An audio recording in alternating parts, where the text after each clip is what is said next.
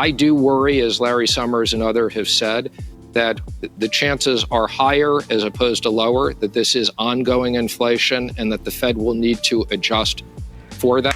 All right, I won't be selling any silver after hearing that. This is definitely not the time for me to be thinking about selling any silver. Steve Mnuchin, former Treasury Secretary, who okayed the original $1 trillion plus bond selling to the Federal Reserve, is concerned about inflation running longer than originally thought. When the guy who helped flood the US with excess cash speaks about inflation, yeah, dang well better listen. Especially as this comes around the time that we just got the June ISM manufacturing data that supports the increase of prices. But you may be saying, Black Bullion, the price of silver is low and it's not doing anything right now.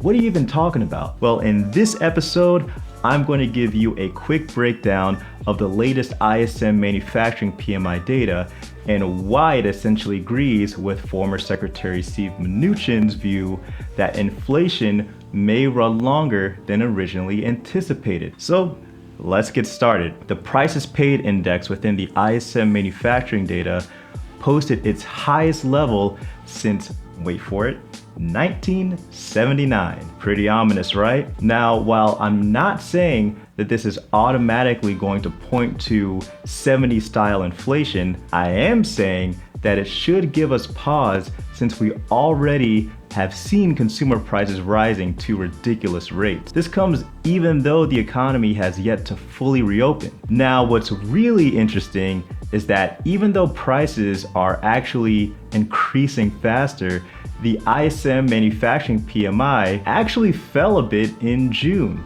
This was in part due to open positions not being filled and also worker absenteeism, not for prices slowing down, which they definitely did not do. But as the economy does reopen and these manufacturing prices find themselves trickling down into retail prices, we will start to see consumer prices reflect that uptick. The timing of this couldn't be more seamless, as we are starting to see jobs tick back up in the leisure and hospitality sectors. Those newly employed will help bring down the personal savings rate, which is still somewhat high, and help bring the velocity of money supply up. That in turn will increase price pressures to the upside.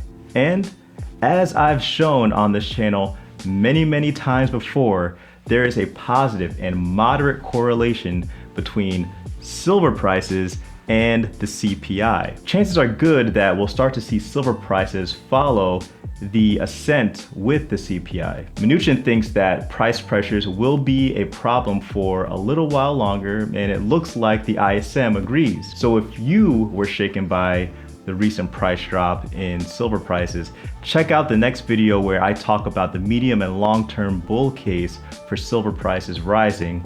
I'll see you there.